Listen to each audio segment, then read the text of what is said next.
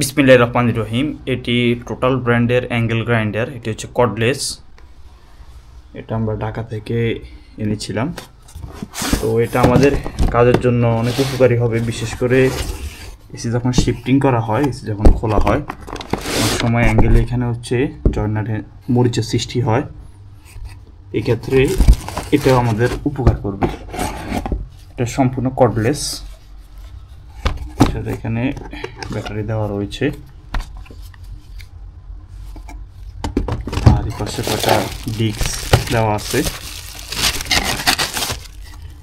এছাড়াও আরও বিভিন্ন কাজ হচ্ছে, এটা আমাদের লাগবে।